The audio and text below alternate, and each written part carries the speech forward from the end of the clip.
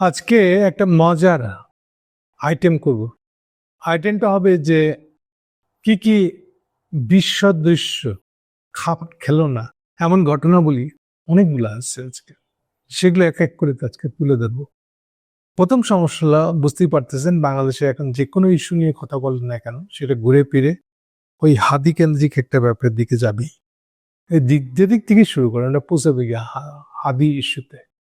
Broadly শিরোনামটা জানিয়ে রাখি যে হাদিকে অলরেডি সিঙ্গাপুরে নিয়ে যাওয়া হয়েছে, তার ফ্লাইট উড়াল দিছে, প্রায় পৌঁছবে অবস্থা এখন সিঙ্গাপুরে। এগুলো একটা। দুই হলো, যেটা আজকে অনেক কিছু হওয়ার কথা ছিল, রাজনৈতিক তাপ অনেক উপরে উঠেছে সেসব বিষয় নিয়ে। কিন্তু এখন যেই শিরোনাম বললাম আপনাদেরকে, যে আজকে কন্ট্রাডিক্টরি ঘটনা, যেগুলা স্ববিরোধী ঘটনা, আমি তামসা বলতে পারি, সেরকম তামসামূলক দু চারটে ঘটনার উল্লেখ করবো এখন। আর প্রথমটাই যেমন ধরেন যে আপনারা জানেন দুদিন আগে সুদানে শান্তিরক্ষী বাহিনী হিসেবে বাংলাদেশের আর্মি সেখানে আছে, সেখানে 6 জন সৈনিক মারা গেছে। তারা একটা সশস্ত্র গ্রুপের মুখোমুখি পড়ে যায়, যেখান থেকে তারা প্রায় 41 জন ঘেরাওয়ের ভিতরে পড়ে গেছিলেন, সেখান থেকে তারা বেঁচে উঠে আসছেন। অন্য সাপোর্টিং টিম গেছিল। ঘটনার চক্রে তারা পাকিস্তানি, ফলে এটা নিয়ে কেউ উস্কানি দেওয়ার চেষ্টা, পাকিস্তানি ছাড়া তো আর বাংলাদেশ উদ্ধার করবে কে, এরকম একটা ধারণা। সবার কাছে বিনীতভাবে জানাচ্ছি, না, দয়া করে জাতিসংঘের ভিতরে ইন্ডিয়া, বাংলাদেশ, পাকিস্তান নিয়ে ক্যাচাল করে, ওখানে যে কেউ থাকতো, একটা মরক্কোন আর্মি থাকলেও তাকেই পাঠানো, এবং প্রত্যেকটা শহরে এই কম্বিনেশন বা আর্মি থাকে, ডিপেন্ড অন সেই শহরটা কেমন।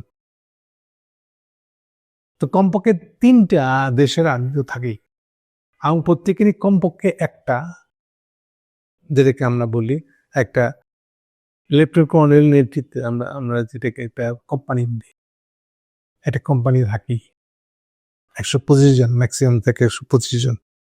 এক কোম্পানি করে 3 কোম্পানির সঙ্গে তো থাকবেই। এরপরে এটা 8 পর্যন্ত হয়, 2-3টা ব্রিগেড থাকতে পারে, অনেক কিছু হইতে পারে।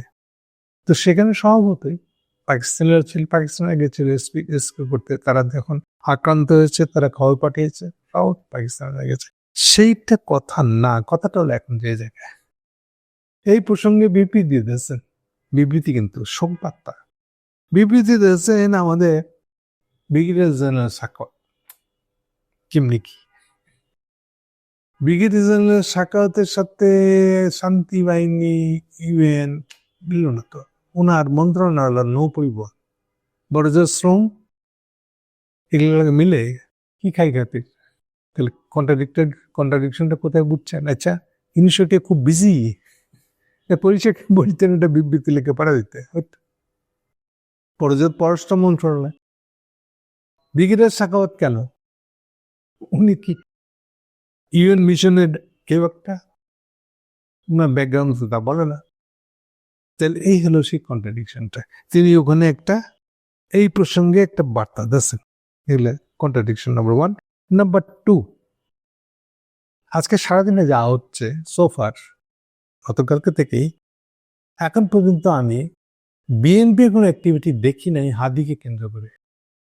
পক্ষে মিছিল, বিপক্ষে মিছিল, না, কলকাতায় না। যেন মনে হচ্ছে পাকিস্তান মনে একটা শব্দ ছিল, ডোন্ট ডিস্টার্ব আইব, নাকি মানে হলো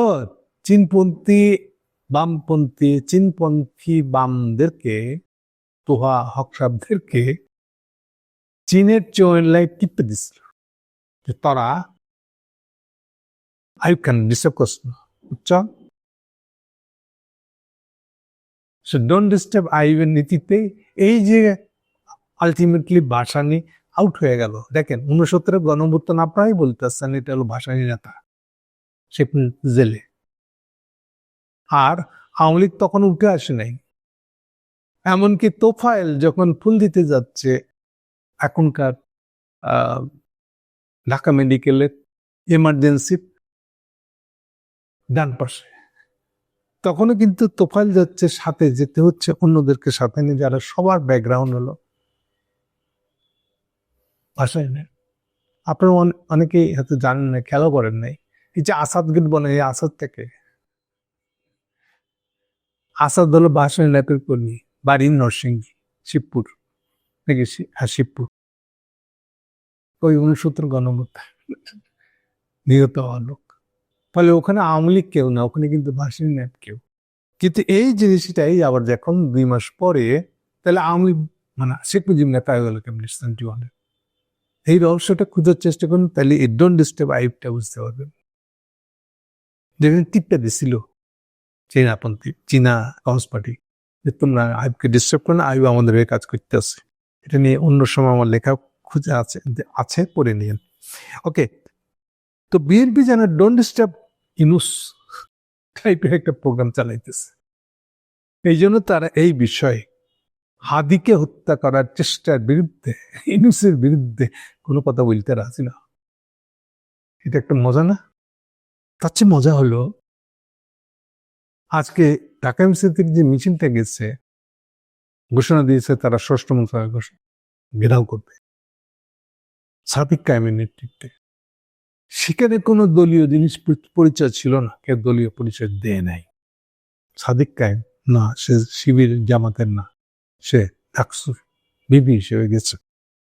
মজাটা হলো 14 জন আমাদের তার সাথে দেখা করছে, স্বরাষ্ট্রমন্ত্রীর সাথে দেখা করার পরে বাইরে বেরিয়ে তারা একটা সাংবাদিক সম্মেলন করছে। সাংবাদিক সম্মেলনের সময় সাদিক কায়েমের পাশে দাঁড়িয়েছিল পুরোটার সময় খোদ স্বরাষ্ট্র উপদেষ্টা। উনি কিন্তু দাবি করতেছেন, সাদিক কায়েম দাবি করতেছেন স্বরাষ্ট্রমন্ত্রীর পদত্যাগ করতে হবে, 40 ঘন্টা নমু কাজ করতে হবে। 3টা দাবি দিয়েছে, এই 3টে দাবি না হলে কিন্তু 3টা উপদেষ্টার পদত্যাগ করতে হবে। একটা হলো স্বরাষ্ট্র, একটা হলো পররাষ্ট্র, 3 মন্ত্রী, 3 উপদেষ্টার পদত্যাগ করতে হবে। ভাবছো না? যারা পদত্যাগের দাবিতে গেছেন দেখা করতে, তারই পাশে নিয়ে সাংবাদিক সম্মেলন করছে, বুঝলে না? এইটাও দেখা যায় না বাংলাদেশের হিস্ট্রিতে। তাহলে এই গেল আর একটা। তারেক কিছু ব্যস্ত এখন বিএনপি কালকে ইস্যু পাইছে, বহুত কষ্টে ব্যস্ত রাখতাম না কর্মীদেরকে। কালকে চিটাং ইউনিভার্সিটির এক টিচার নাকি কইছে 14 ডিসেম্বর সম্পর্কে খারাপ কথা, আর 14 ডিসেম্বরের রক্ষা করতা বুদ্ধিজীবী মারছে হইলে সব জামাতিরা, পাকিস্তানের আর্মি মারছে। এই বয়ানের রক্ষক এখন পুরা লায়াবিলিটি এখন তারেক সাহেব। গতকালকে আমরা দেখেছি সন্ত্রাস বিরোধী শক্তি বিরুদ্ধে স্লোগান উঠেছে বিজেপি, আওয়ামী লীগের স্বাধীনতা বিরোধী শক্তি, কথা না? আর আজকে দেখতেছি তারা কেন 14 ডিসেম্বরের পক্ষে বিপক্ষে খারাপ কথা কইল। এই জন্য চিটাং ইউনিভার্সিটির এক শিক্ষকের বিরুদ্ধে তারা গেরাল দিয়েছে, তার রুমটা আটকে দিচ্ছে।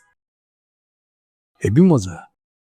তামসা কথাটা বলে রাখি, এই প্রসঙ্গে 14 ডিসেম্বর আসলে কি হয়েছিল, এই প্রসঙ্গে প্রথম উল্টা বয়ান দেয়, প্রশ্নবিদ্ধ করে ফেলায় যে লোকটা ছিল কাদের সিদ্দিকী।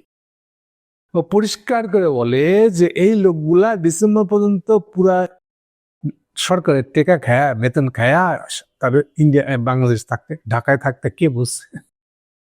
তাহলে যেই লোকগুলা সরকারের বেতন খেয়ে থাকে ঢাকায় এত কিছুর পরে, এই লোকগুলা কি আমার মুক্তিযুদ্ধের পক্ষের লোক?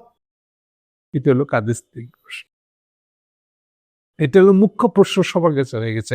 প্লাস সেই প্রশ্নটা আছে যে 72-এর পরে, মানে শেখ মুজিবের ক্ষমতা হওয়ার পরে, সরকার স্টেবল করে ফেলার পরে যে প্রশ্নটা উঠছিল যে জহির রায়হান কোথায়, এবং জহির রায়হানের কোথায় সেই প্রশ্ন নিয়ে, জহির রায়হানের তো জানেন আপনারা অন্তত একই সঙ্গে 2টা বউ ছিল। এই 2 বইই গেছিল শেখ মুজিবের কাছে প্রতিভা জানাতে এবং চ্যালেঞ্জ করতে যে আপনি এই খোঁজ না দিলে আপনাকে দিতে হবে খোঁজ, দিতে পারে না। এবং তারাই বলে যে শেখ জহির রায়হানকে মারার পিছনে আওয়ামী লীগের আছে। তাহলে এটা একটা বড় অভিযোগ। আচ্ছা, যেটা আসল কথা বলতে গেছিলাম, বিএনপির একমাত্র হিন্দু নেতা আছে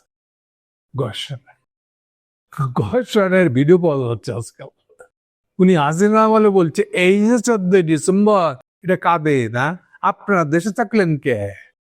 সরকারি টেকা খাইতেছেন, চাকরি করতেছিলেন পাকিস্তানি গভর্নমেন্ট, হ্যাঁ? আর এখানে থেকে থেকে আপনাদেরকে মারে হেলাইলো আর আপনারা হিরো হয়ে গেলেন। কই যারা মুক্তিযুদ্ধ করছে তারা খায় না খায় যুদ্ধ করছে, আর আপনার সরকারি টাকা খাইয়া সরকারি বাসায় বসছিলেন কি মরার জন্য। আর মুক্তিযোদ্ধারা খায় না খায় রাস্তায় ঘুরতেছে, তাদের খবর নাই, হিরো হয়ে গেলেন আপনারা। বুদ্ধিজীবী হত্যা, এই প্রশ্ন তুলছে গয়েশ্বর রায়।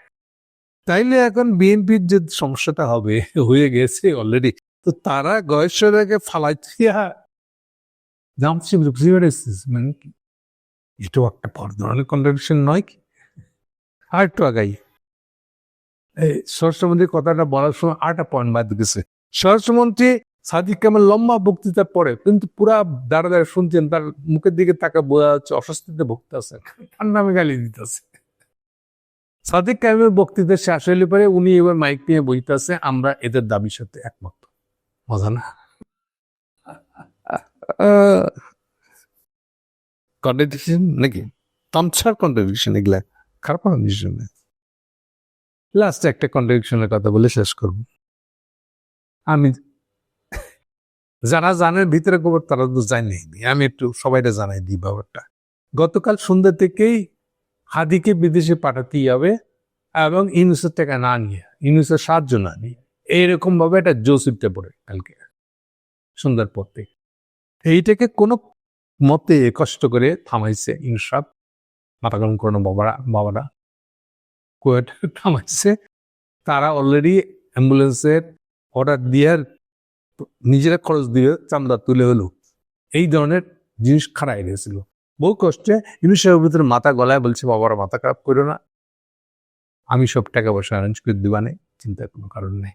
ওরা দুই ভাই, আরো দুই ভাই ওর সাথে হাদির সাথে যাবে, এই খরচ করতে সবান দিবে।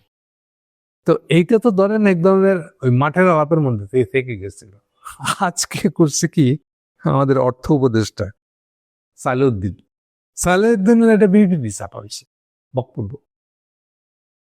এর আগে কখনো দেখছেন যে বিদেশে চিকিৎসার জন্য যেতেছে, তার খরচ যে অর্থ মন্ত্রণালয় দিবে, তার অর্থমন্ত্রী উপদেষ্টা আপনাদেরকে এলান দিতেছে? এইটাও একটা এক্সেপশনাল, মজা না? এর আগে কেউ শোনেন নাই যে অর্থ উপদেষ্টা, তার ভাই উনি কি ডাক্তার না, স্বাস্থ্য উপদেষ্টা আছে না, উনি বললে কি যথেষ্ট তারা? মজা না? হেভি মজা। Thank you.